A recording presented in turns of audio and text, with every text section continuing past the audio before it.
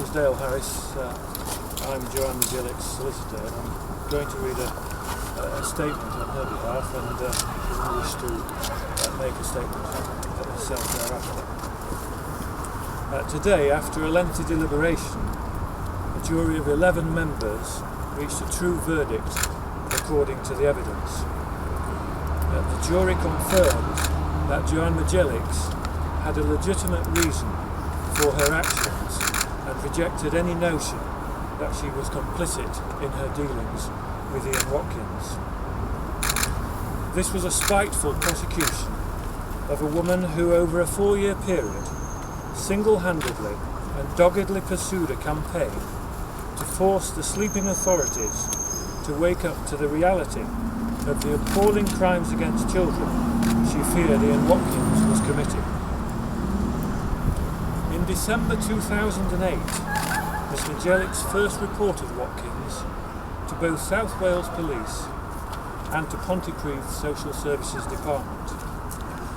But following a superficial and inadequate investigation, instead of taking her claims seriously, the police rejected them and dismissed her allegations as those of a disgruntled ex-partner with mental health issues. The initial flawed inquiry infected every subsequent report she made to the police. Like some Orwellian nightmare, truth about Watkins suddenly became lies, while unsubstantiated rumour about her became fact. When she unearthed new evidence of abuse by Watkins and reported him again, the new inquiry was undermined by the lies which fated the original investigation.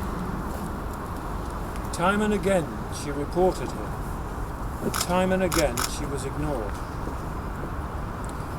Even when she sent a letter to a member of the Watkins family in an attempt to protect one particular child from harm, instead of seeing Watkins for the paedophile he really was, quite astonishingly, it was Joanne Mjadzelics who the police threatened to arrest for harassment if she dared to make contact with them again. She decided to play Watkins at his own game. He eventually fell for it, and when Watkins sent her child abuse images, she reported him again. This time she went to the top, to the Chief Constable of South Wales. However, her email in fact reached the wider audience of the Association of Chief Police Officers general email account. It was in fact Miss Mjadzelics who tracked down the 2 women who delivered their own babies for Watkins to abuse. Both the identities and whereabouts of the women were handed on a plate to the authorities, who were blissfully unaware of their involvement. As the court heard, in private, the police thanked her for bringing Watkins and his accomplices to justice. In public, however, they shunned her, and instead they prosecuted her for the effort she made to ensnare him.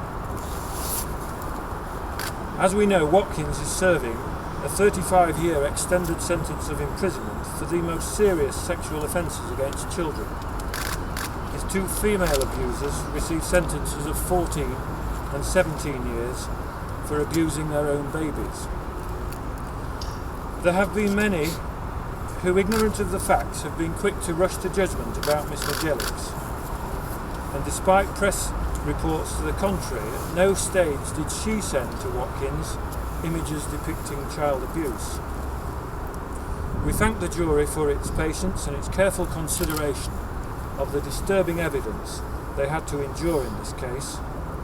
And let us not forget that there is an ongoing investigation by the Independent Police Complaints Commission into the alleged misconduct on the part of a number of police officers across several fault areas.